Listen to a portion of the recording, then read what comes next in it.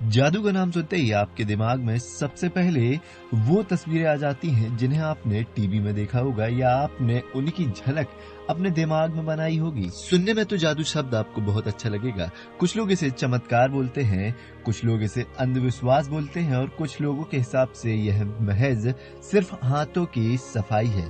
लेकिन आखिरकार जादू है क्या? और मैं अगर आपसे कहूं, अगर आप जादू में आपको अपनी जिंदगी बनाना हो तो क्या आप बनाएंगे? क्या आप जादू को अपना करियर बना पाएंगे? आज मैं एक ऐसे ही व्यक्ति के बारे में बात करने जा रहा हूं जिसने बहुत कम उम्र में अपनी जिंदगी जादूगरी को सौंप दी, जिसने जादूगरी के वो बड़े बड़े कारनामे करके दिखाए हैं जिनके चर्चे देश और विदेशों में ज्यादा हैं। जिस दौर में जादूगरी को मजाक समझा जाता है, महज हाथों की सफाई समझी जाती है, उस दौर में उन्होंने जादूगरी को अपनी जिंदगी बना लिया। इस कला को उन्होंने उभारा और इस कला के चलते उन्होंने देश विदेश में कई अवार्ड भी जीते। आइए पता करते हैं कि उन्होंने इस दौर में अपनी जादूगरी की शुरुआत कैसे की और कैसे जादूगरी को अपनी जिंदगी बनाया। जादू का नाम सुनते ही आपके दिमाग में कई सवाल आते होंगे।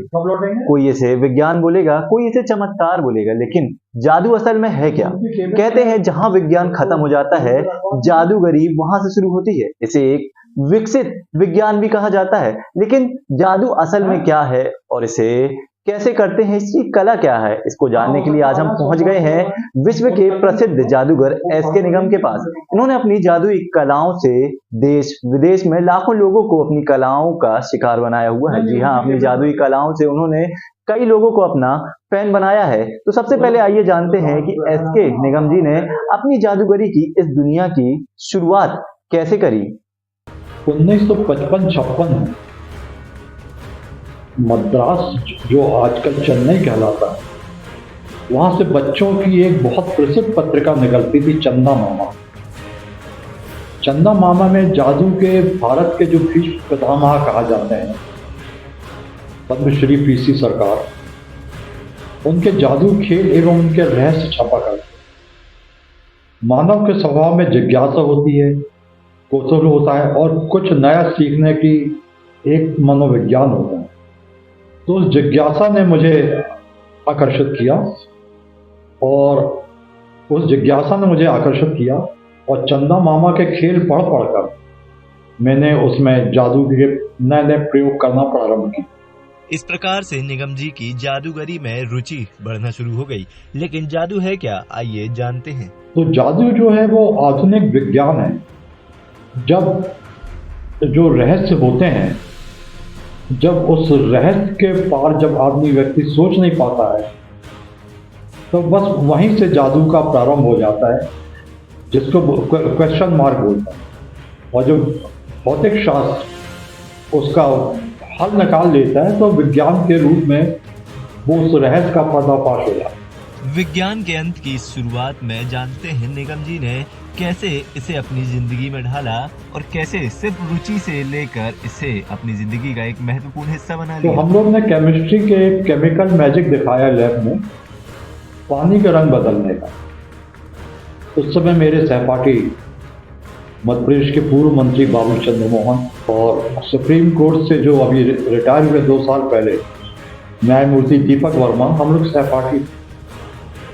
जब उस रंग बदलने का खेल दिखाया तो काफी डांट भी पड़ी हम लोग को, परंतु उत्सुकता बाल्यावस्था तो रहती है, यहां से सुना वहां से निकल गई बात और धीरे धीरे बहुत शौक बढ़ता चला गया।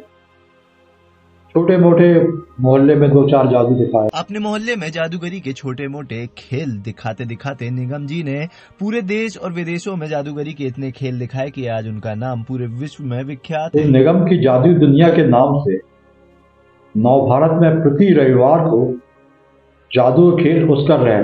वो जादू के वो छोटे छोटे वो खेल हुआ करते रहे जो बच्चे लोग आसानी से दिखा सके, जिसमें ज्यादा अभ्यास की जरूरत ना पड़े और ज्यादा उसमें एक्सपेंसिव ना हो।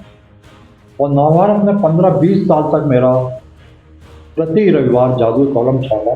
आप लोगों में से भी कई लोगों ने निगम की जादुई दुनिया का यह कॉलम देख देख के छोटी छोटी जादूगरी की वह तकनीकें सीखी होंगी, लेकिन यह छोटी छोटी तकनीकें अपने शहर के बाद विदेशों में कैसे पहुंच गई, आइए इस बारे में भी जानते हैं। तकरीबन 10-15 बार यूरोप के विभिन्न देशों का दौरा किया, जिसमें एशिया का मैं प्रथम कलाकार मानने का जिसका गौरव मुझे प्राप्त है। स्विट्जरलैंड ज्यूरिख टीवी ने मेरे को लाइव किया ज्यूरिख में 83 में। उसके बाद 84 में मैंने फिजी, सामू आइलैंड, न्यूजीलैंड गया। उसके बाद से तो पुरस्कारों का यह सिलसिला रुका ही नहीं। निगम जी के अनुसार उन पुरस्कारों से उनके घर के 2 से 3 कमरे भरे हुए हैं। मैं बता दूं, निगम जी अभी वर्तमान में जबलपुर के गोल बाजार में स्थित शहीद स्मारक में कल्चरल हॉल एडवाइजर के रूप में पदस्थ हैं। उन्होंने अपनी शिक्षा जबलपुर के जीएस कॉलेज से ही मॉडल हाई स्कूल से उन्होंने अपनी स्कूली शिक्षा खत्म करी और उसके बाद तो इनामों का यह सिलसिला देश विदेश के दौरों में सम्मान खत्म ही नहीं हुआ। जबलपुर की छोटी सी जगह से निकलकर इतना बड़ा नाम कमाने वाला यह इंसान आज जादूगरी की दुनिया का बेताज बादशाह कहलाता है। और यह सुनकर आप भी जरूर कहेंगे OMG ये मेरा जबलपुर।